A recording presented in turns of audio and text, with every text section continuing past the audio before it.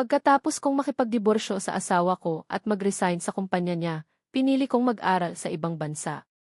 Pero ang childhood friend niya, gumawa ng sariling eksena, sumugod sa apoy at ginamit ang buhay niya para bantaan akong manatili. Gusto mong mamatay? Bahala ka. Binitiwan ko ang kamay niya at umalis nang hindi lumilingon. Ito ay dahil sa nakaraang buhay ko, ang childhood friend ng asawa ko na si Hikyang, ay ninakaw ang resulta ng research ko bago ko pa man ito may apply para sa isang patent. Inakusahan ako ng buong mundo bilang isang magnanakaw ng gawa at pinilit akong tuluyang umalis sa industriya. Kahit na inilabas ko ang lahat ng data at proseso ng aking pananaliksik, walang naniwala sa akin. Maging ang pinakamamahal kong asawa ay tumulong pa sa childhood friend niya para akusahan ako. Pinaalis niya ako sa kumpanya at sinira ang pangalan ko sa buong industriya. Habang ipinaglalaban ko ang aking sarili, ako'y kinidnap ng mga taong ipinadala ng childhood friend niya at itinapon sa dagat buhay. Namatay ako ng walang buong bangkay. Bago ako mamatay, kitang-kita ng dalawang mata ko kung paano niya itinulak ang aking anak na babae at mga magulang mula sa tuktok ng isang abandonadong gusali. Puno ako ng pighati. Hindi ko maintindihan kung paano niya ninakaw ang resulta ng research ko at kung paano sila nagkaroon ng relasyon ng asawa ko sa likod ko. Sa muli kong pagmulat ng mata, bumalik ako sa sandali bago lumabas ang kumpletong data ng aking research. Isang matinding kirot ang bigla kong naramdaman at ako'y nagising. Sa harap ko, ang data sa computer ng laboratorio ay nagre-refresh. Kumunot ang noo ko at mabilis na tiningnan ang oras sa kanang sulok sa ibaba ng computer. Hunyo 21, 10 oras ng umaga. Hindi ba't ito ang oras kung kailan lumabas ang kumpletong data ng research ko? Ibig sabihin, nabuhay akong muli? Naaalala ko, bago pa man lumabas ang kumpletong resulta ng eksperimento ko, nauna nang inilabas ng childhood friend ng asawa ko ang resulta ng eksperimento niya. Kung ipapublish ko ito ngayon, ako ang pag-uusapan ng lahat, at magiging isang kasuklam-suklam na manggagaya. Hindi nagtagal, lumabas na ang kumpletong resulta ng eksperimento. Gaya ng inaasahan, may pagkakaiba nga ito sa resulta na inilabas ng childhood friend ng asawa ko. Agad kong binuksan ang aking telepono at lumabas ang balita sa lahat ng news outlets. Ang ihenyo sa eksperimento inang Bai Group at bagong project director, si Hikyang, ay nakaimbento ng isang medical device na kayang gamutin ang cancer. Ito ay isang press conference na inorganisa ng asawa kong si Bai Ningbing para sa childhood friend niyang si Hikyang. Sa video, ang mabilis na nagbabagong data sa malaking screen ay ang luma kong bersyon ng research data. Ngunit ang pangalang nakapirma ay Hikyang.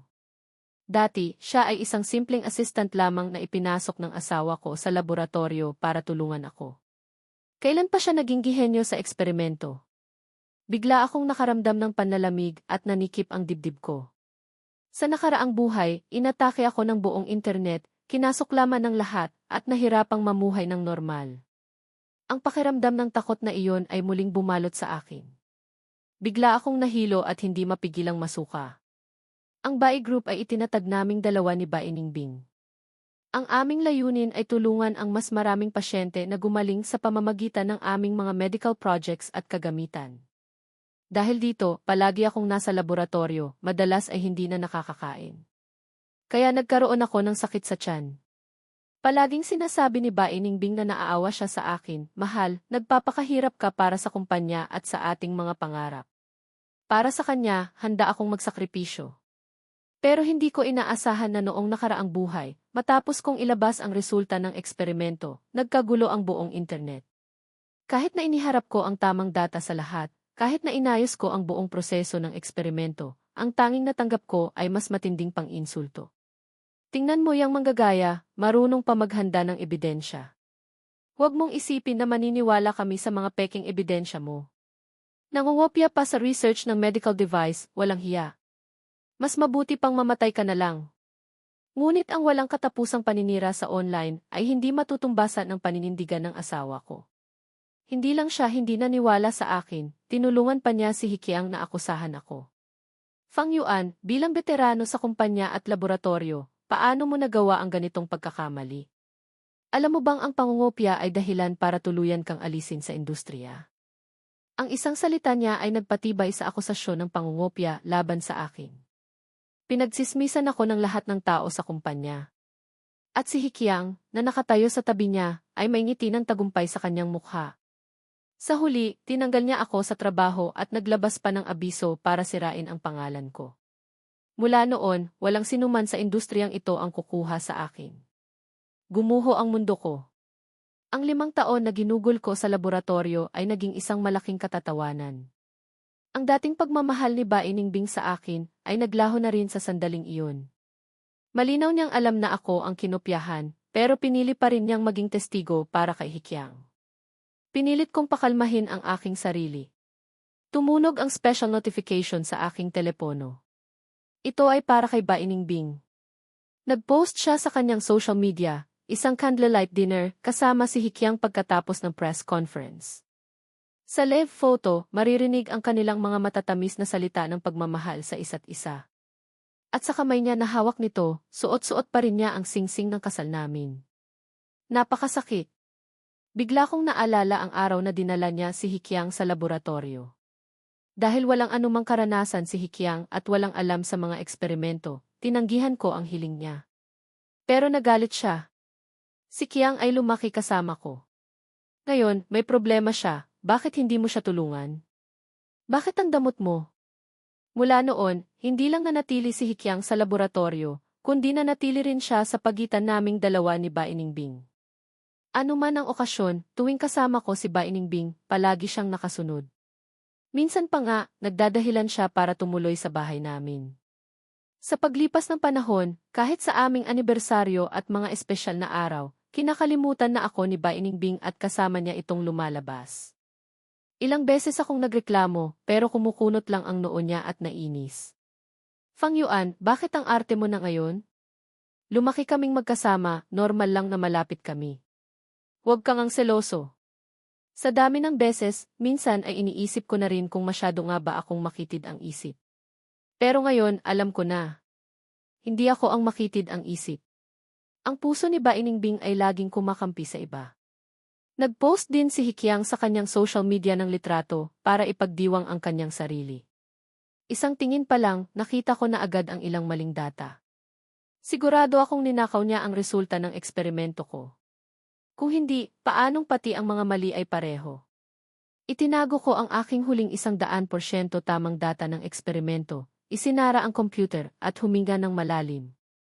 Pinirmahan ko ang acceptance letter para sa pag-aaral sa ibang bansa. Sa nakaraang buhay, tinalikuran ko ang pagkakataong mag-aral sa ibang bansa para kay Ba Iningbing. Ngunit dahil din sa kanya, dinanas ko ang di makataong pagtrato at namatay sa isang malagim na paraan. Habang ipinaglalaban ko ang aking pangalan, ipinagtanggol niya ang kanyang childhood friend, at hinayaan pa itong kidnapin ako at itapon sa apoy. Bago ako mamatay sa apoy, kitang-kita ko kung paano niya itinulak ang aking mga magulang at 4 na taong gulang na anak mula sa isang abandonadong gusali. Mahigit 30 palapag, duguan at lasog-lasog. Pero ang publiko na walang alam sa katotohanan ay inakalang ito ang karma ko bilang isang manggagaya.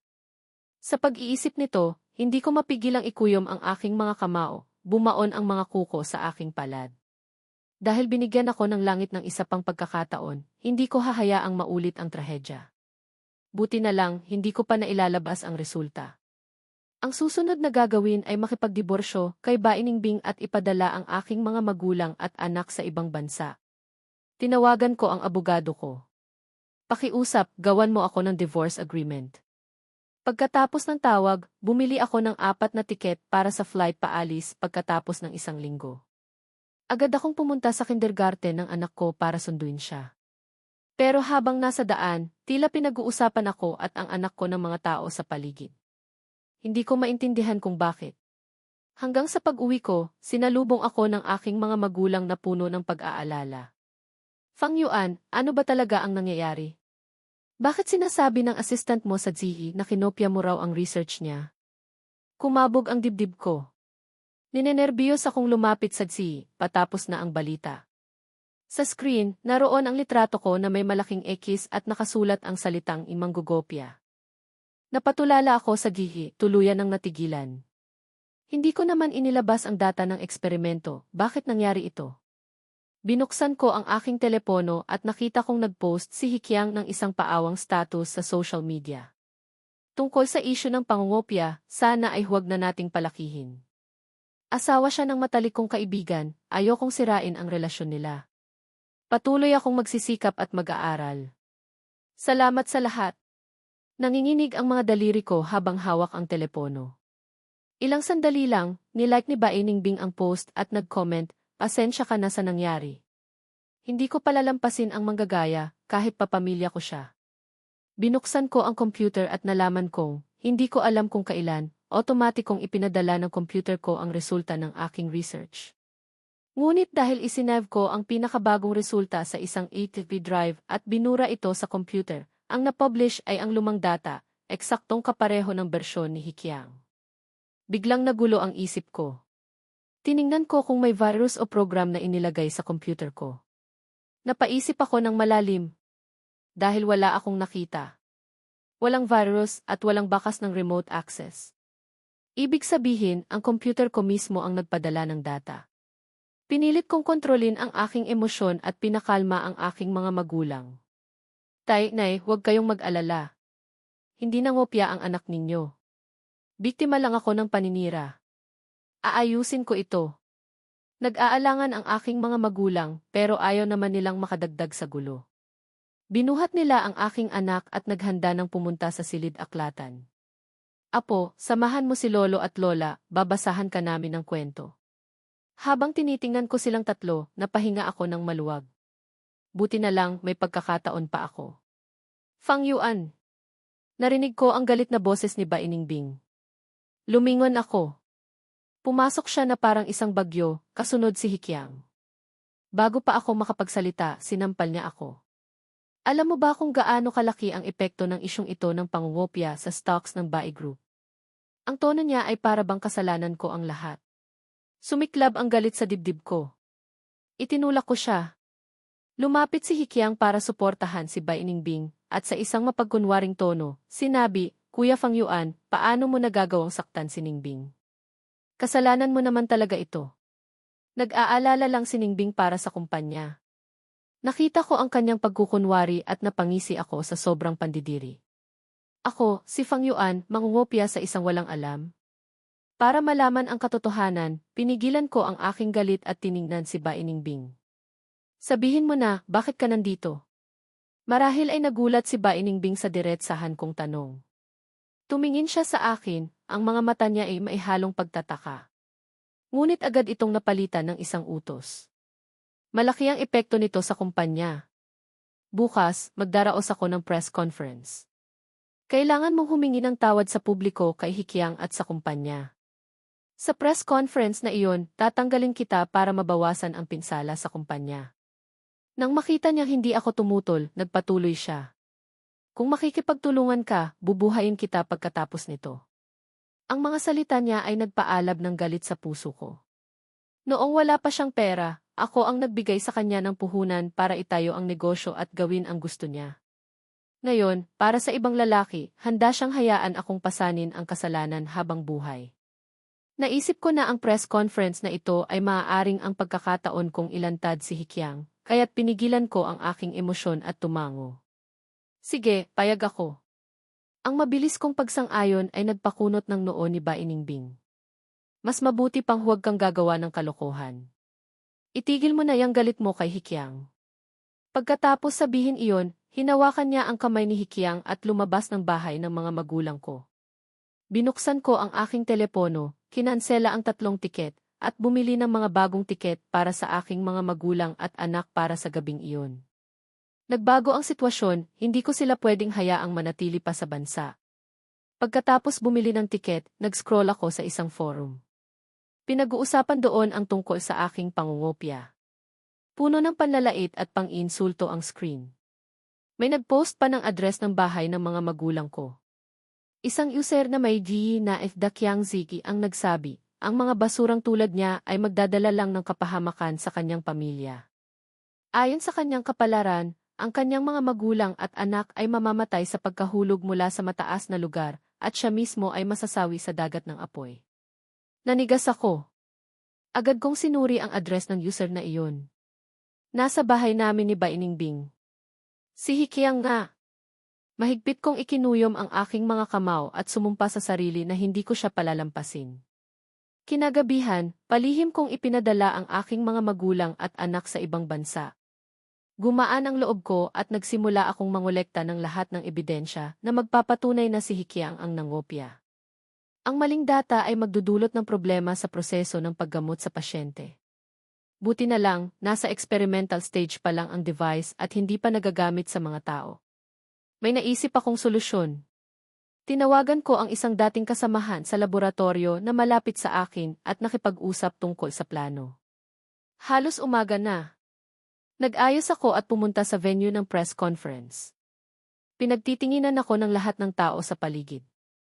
Ayan yung walang hiyang manggagaya. Hindi ba't asawa iyan ni Jibay? Mukhang palamunin lang. Sayang lang ang hangin sa mga taong tulad niya. Saan man ako magpunta, puro pangungutya ang tingin sa akin. May nagbato pa ng kung ano-ano sa akin. Nang makita ko ni Bainingbing, hindi man lang niya ako tinapunan ng magandang tingin. Paulit-ulit niya pa akong pinaalalahanan, tandaan mo ang dapat mong gawin ngayon. Huwag kang gagawa ng kahit ano at huwag kang magsasalita ng kung ano-ano. Nagsimula na ang press conference. Tumama ang spotlight. Si Hikiang ay nakatayo sa tabi ni Bainingbing, namumula ang mga mata, nakasuot ng magarang suit. Samantalang ako, mukhang pagod at gusgusin. Para sa kanya, puro awa ang nasa ilalim ng entablado, para sa akin, puro panlalait. Kinuha ni Bainingbing ang mikropono. Paumanhin sa lahat. Nagkaroon ng isyu ng pangungopya sa loob ng Bai Group. Bilang sihi, responsibilidad ko po ito. Pagkatapos magsalita, yumuko siya ng malalim. Naimbestigahan ko na po ang lahat. Ngayon, bibigyan ko kayo ng paliwanag. Kinuha ni Hikiang ang isang mikropono mula sa gilid at nagsalita, may kasalanan din po ako rito. Ang data ng eksperimento ay dapat confidential, pero dahil sa tiwala, ipinakita ko ito kay Kuya Fang Yuan. Ito ang naging dahilan ng eskandalo sa kumpanya. Paumanhin po sa lahat. Nagpatuloy si Bainingbing, ang nangopya po ay ang asawa ko. Nandito siya ngayon para taos-pusong humingi ng tawad kay Professor Hikiang. Nang marinig kong tinawag niyang key professor, si Hikiang, hindi ko mapigilang mapangisi. Pabulong na sinabi sa akin ni Bainingbing, ikaw na ang magsalita. Itinulak niya ako sa harap. Inayos ko ang aking damit, kinuha ang mikropono, at mahinahong sinabi, totoong ang may nangopya. Pero, ang totoong mangungopya ay si Hikiang. Nagulat ang lahat. At hindi ko sila binigyan ng pagkakataong magsalita. Nagpatuloy ako. Ang medical device ay gagamitin sa mga pasyente. Ngunit ang kinopya ni Hikiang ay hindi ang pinakabago kong data. Ang bersyon na ninakaw niya ay may mga mali. Panoorin ninyong lahat ang video ng eksperimento sa likod ko. Pagkasabi ko niyon, biglang lumabas sa malaking screen sa likod ko ang isang video ng eksperimento kung saan ginagamot ang mga daga gamit ang medical device. Sa video, ako at ang aking kasamahan ay nag-input ng dalawang magkaibang data sa device, ang aking pinakabagong data at ang maling data na unang inilabas ni Hikiang. Hindi nagtagal, ang dagang ginamitan ng data ni Hikiang ay bumagsak sa sahig at bumula ang bibig. Samantalang ang dagang ginamitan ng aking data ay unti-unting nakatayo at nakatakbo, malinaw na may senyales ng paggaling. Nagulat ang lahat ng tao sa press conference. Nagsimula silang magbulungan. Naging napakapangit ng itsura ni Hikiang. Si Bainingbing naman ay puno ng pagkabigla at halos lumabas sa kanyang mga mata ang hindi makapaniwalang tingin. Umiti ako ng bahagya at sa isang kumpas ng aking kamay, lumabas sa screen sa likod ko ang lahat ng data at proseso ng aking eksperimento.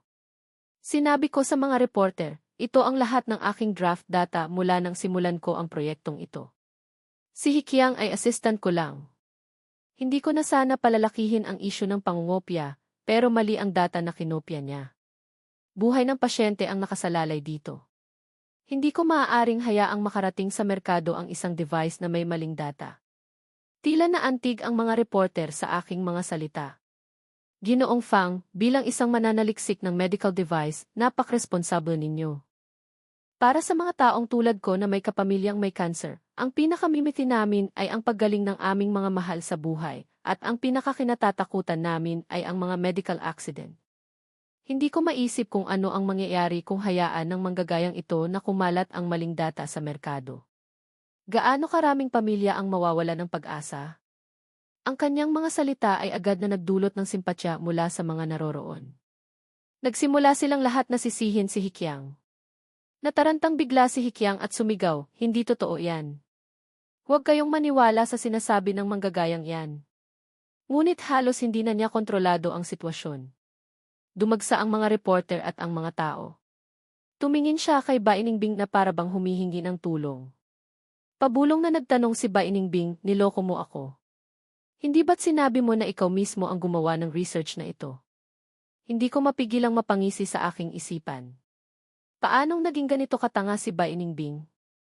Isang taong walang alam si Hikyang, sinabing siya ang nag-research, at naniwala agad siya.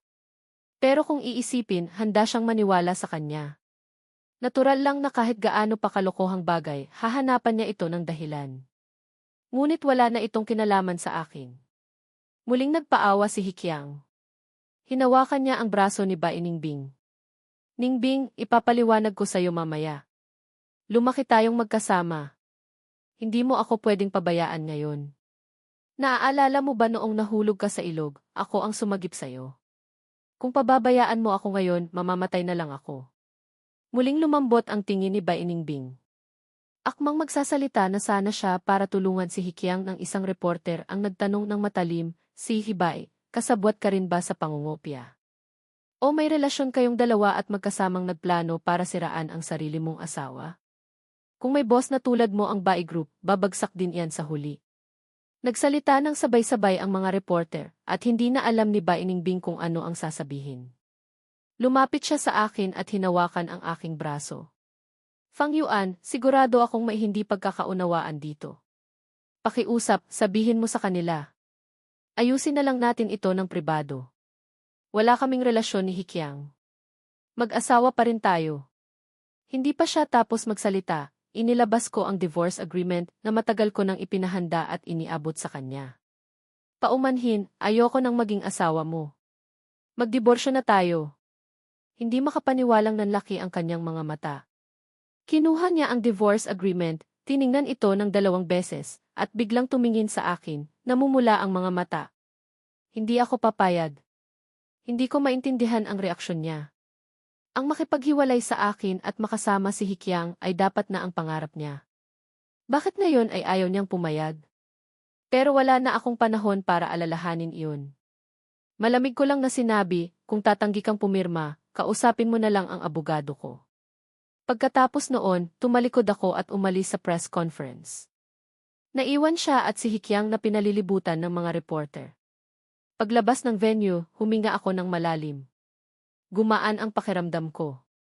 Inilabas ko ang aking telepono at inilipat ang aking flight para sa gabing iyon. Noong una, akala ko ay magiging mahirap ayusin ang bagay na ito, ngunit para maging sigurado, may ginawa pa akong isang bagay. Matapos gawin iyon, umuwi ako para kunin ang aking computer. Ang issue kung bakit bigla na lang na-publish ang aking data ay hindi ko pa nalulutas. Ngunit, hindi naging kasing dali ng inaasahan ko ang lahat. Sa banyo ng airport, may nagtakip sa bibig ko ng isang panyo na may kemikal. Agad akong nawalan ng malay. Nang isang baldeng malamig na tubig ang ibuhos sa aking ulo, bigla akong nagising. Nanghihina ang buong katawan ko. Pagmulat ng aking mga mata, nakita ko ang kasuklam-suklam na mukha ni Hikyang. Tinitigan niya ako ng masama, para bang gusto niya akong patayin sa tingin. Fang Yuan, sinira mo ako. Muntik na akong magtagumpay. Hinawakan niya ang aking mukha at inilapit sa akin. Ngayon, linawin mo sa publiko na lahat ng sinabi mo noon ay paninira lang sa akin. Kapag ginawa mo yan, pag-iisipan kong palayain ka at ang mga magulang mo. Ay, nga pala, pati na rin yung iyaking batang yon. Napangisi ako. Hinampas niya ako ng malakas. Kung ganyan, maghintay ka lang. Biglang tumunog ang kanyang telepono. Pagkasagot, nagbago ang kanyang ekspresyon, puno ng galit. Anong ibig mong sabihin na hindi mo mahanap? Mga walang silbi. Pagkababa ng telepono, hinawakan niya ang aking mukha. Itinago mo ang pamilya mo. Tumawa ako ng malakas. Hikiang, talo ka na. Malapit ka nang matapos. Nagalit siya sa akin at sinampal ako. Dumugo ang gilid ng aking labi. Magaling. Ito ang gusto kong mangyari. Nagpatuloy ako sa pagsasabi ng mga salitang magpapagalit sa kanya. Sa galit, ibinuhos niya ang lahat ng gasolina sa sahig at naglabas ng lighter para sindihan ito. Kahit hindi mo ako tulungang linisin ang pangalan ko, ayos lang. Kapag namatay ka, ang posisyon bilang asawa ni Ningbing ay mapupunta sa akin. Ang Bai Group ay mapupunta rin sa akin. Tumawa siya ng mayabang. Ngunit hindi niya inaasahan na bago pa man niya masindihan ang apoy, dumating ang mga pulis. Naaresto siya. Ang kasamahan kong tumulong sa eksperimento sa daga ay lumapit para itayo ako. Sir Fang, ayos ka lang ba? Umiling ako. Nang akmang aalis na ako, biglang nakawala si Hikiang mula sa mga pulis, sinindihan ang gasolina, at sumugod sa apoy habang sumisigaw, Fang Yuan, huwag kang umasang makakaalis. Lahat ng tumulong sa'yo ngayon ay mamamatay. Lumalaki ang apoy. Kinabahan ang aking kasamahan. Natatakot siyang kung mamatay si Hikiang sa apoy, makakaapekto ito sa aking reputasyon. Ngumiti ako at tinapik ang kanyang kamay. Huwag kang mag-alala, ayos lang. Sa tulong ng mga pulis, naapula ang apoy. Si Hikiang ay nakaupo sa abo, marumi ang mukha. Ngunit lihim akong napangiti. Dahil binigyan ako ng langit ng isa pang pagkakataon, hindi ko hahayaang maulit ang trahedya. Dinala si Hikiang sa kulungan, maraming kaso ang kinakaharap niya. Mukhang magiging mahirap ang buhay niya sa bilangguan. Nang ihatid ako ng aking kasamahan sa airport, hinawakan niya ang aking kamay at sinabi, Sir Fang, ang galing ninyo. Bawat hakbang ay nakalkula ninyo. Parang manghula kayo. Ngumiti lang ako at hindi sinabi sa kanya na ito ay natutunan ko sa isang masaklap na aral. Nahulaan ko na hindi ako titigilan ni Hikiang, kaya't kinausap ko ang aking kasamahan at inayos ang lahat, kasama na ang tamang oras kung kailan darating ang mga pulis, sa sandaling magagalit na si Hikiang at sisindihan na ang apoy. Tanging sa pamamagitan ng pagpapakulong sa kanya, mabibigyan ko ng hustisya ang pagdurusa ng aking mga magulang at anak sa nakaraang buhay. Nang makasakay ako sa eroplano, puno ng pag-asa ang aking puso. Inaasahan kong makasama muli ang aking mga magulang at anak. Ngunit hindi ko alam na pagkaalis ko, naging magulo rin ang buhay ni Bai Ningbing. Dahil sa pagkakalantad ng pangungopia ni Hikiang sa press conference, inakala ng lahat na ito ay dahil sa pagpapahintulot ni Bai Ningbing. May mga chismis pa na sila ni Hikiang ay magkasabwat. Bumagsak ang stocks ng Bai Group at gusto na siyang paalisin ng mga matatandang shareholders. Nangako si Bai Ningbing na sa loob ng 3 araw, babaliktarin niya ang sitwasyon, kung hindi, siya mismo ang aalis. Ngunit kahit na nag-overtime siya sa opisina ng 3 araw at doon na natulog, hindi siya nakahanap ng solusyon. Sa panahong ito, walang tigil siyang nagpapadala sa akin ng mga mensahe. Fang Yuan, talaga bang hahayaan mong bumagsak ang Bai Group? Pwede mo ba akong tulungang iligtas ang Bai Group? Inaamin ko, medyo malapit ako kay Hikiang, pero dahil lang iyon sa iniligtas niya ako dati. Kung hindi, nalunod na sana ako. Bakit hindi mo ako maintindihan? Isipin mo ang anak natin. Ganoon pa siya kaliit. Gusto mo ba siyang lumaki sa isang sirang pamilya? Nang makita ko ang mensaheng iyon, agad ko siyang blinok at dinelete. Hindi siya kailanman naging isang mabuting ina. Lahat ng tungkol sa aming anak ay kailangang magbigay daan sa mga bagay na may kinalaman kay Hikiang. At sa nakaraang buhay, kung hindi dahil sa kanyang pagpapahintulot, paano makikidnap ni Hikiang ang aming anak? Ngayon, sinasabi niya ito para lang gamitin ang aming anak at magpaawa para tulungan ko siya.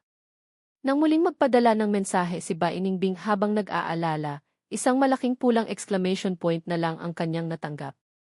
Sa unang pagkakataon, naramdaman niya ang sobrang kawalan ng pag-asa. Naalala niya na sa loob ng maraming taon, sa lahat ng problemang pinagdaanan ng kumpanya, palagi akong tumutulong sa kanya para malutas ito. Sa wakas, hindi niya napigilang mapahagulgol. Mabilis na dumating ang 3 araw. Pinaalis siya ng mga shareholder sa Bai Group. Inisip niyang gamitin ang aking shares para subukang ipaglaban ang kanyang posisyon dahil ang aking shares ay may malaking kapangyarihan. Ngunit sa huli, nalaman niyang matagal ko nang inilipat ang aking shares sa iba.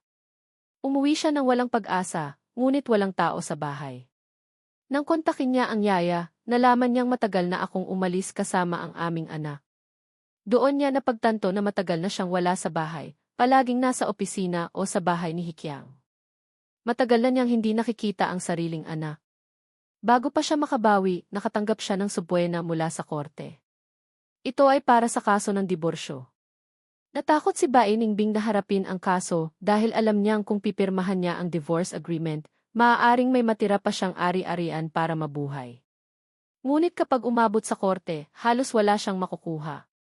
Sa loob ng maraming taon, ang kita ng kumpanya at ang gastusin sa bahay ay halos galing lahat sa akin.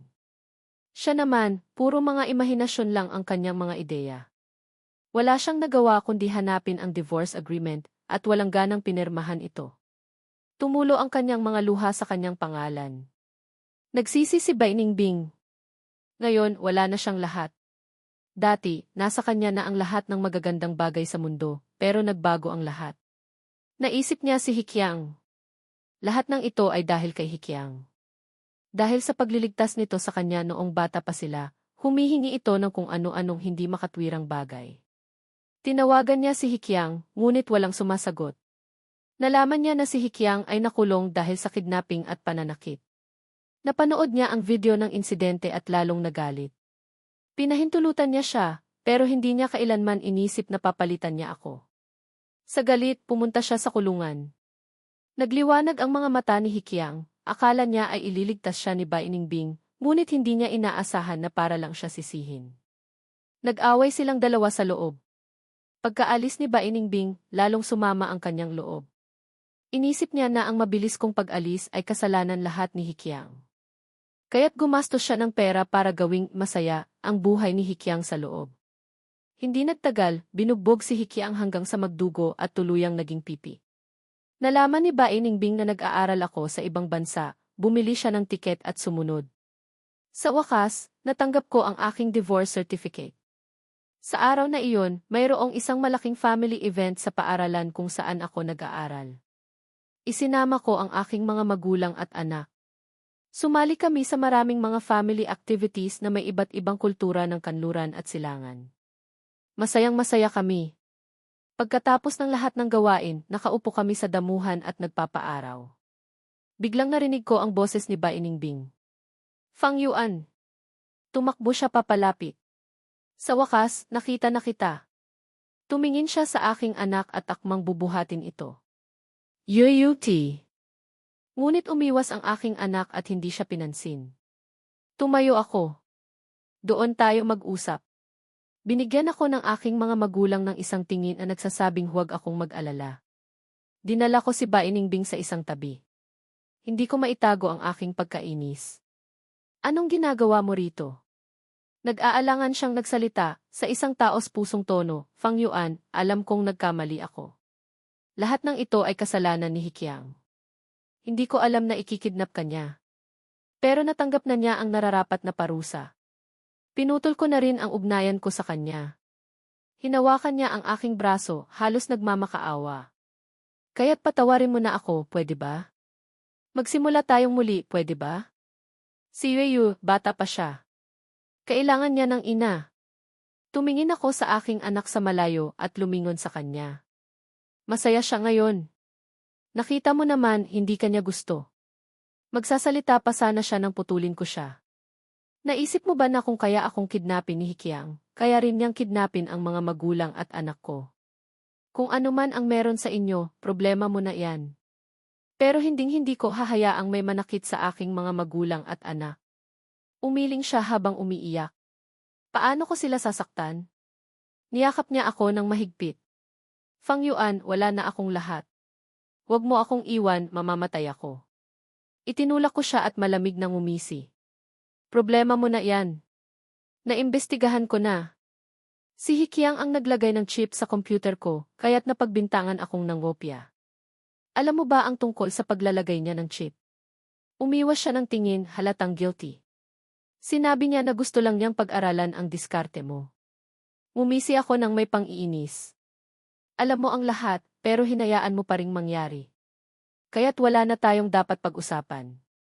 Tumalikod ako at umalis. Mula noon, palaging nagbabantay si Bainingbing malapit sa aming bahay. Naghahatid sa aming anak sa kindergarten. Araw-araw, parang linta siyang nakakapit sa amin. Sobrang nakakainis. Isang araw, hindi na nakatiis ang aking anak at sumigaw sa kanya. Ayaw ko sa'yo. Hinding-hindi kita kikilalaning ina. At ang pagiging sunod-sunuran mo sa akin ngayon ay nakakaabala sa buhay ko. Galit ako sa'yo. Ikaw ang pinakamasamang ina sa buong mundo. Mas magiging masaya ako kung wala ka. Tuluyang nawala si Bainingbing sa aming mundo. Kalaunan, nalaman ko na pagbalik niya sa bansa, nakatagpo niya si Hikyang na nakatakas mula sa kulungan habang may medical check-up.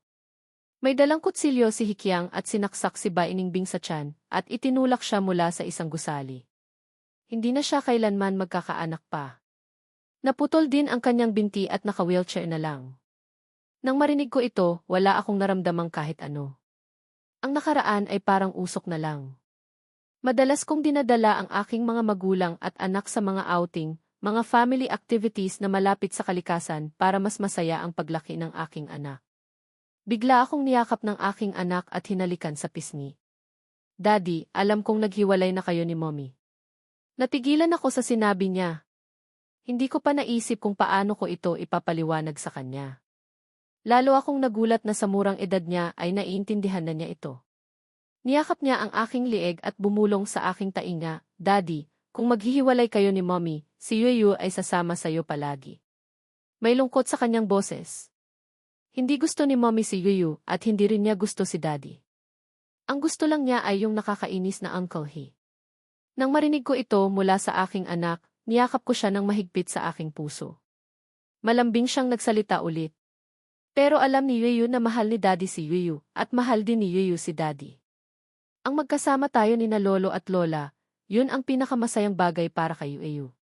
Sa ilalim ng araw, ang kanyang mukha ay puno ng inosente na nagpainit sa aking puso.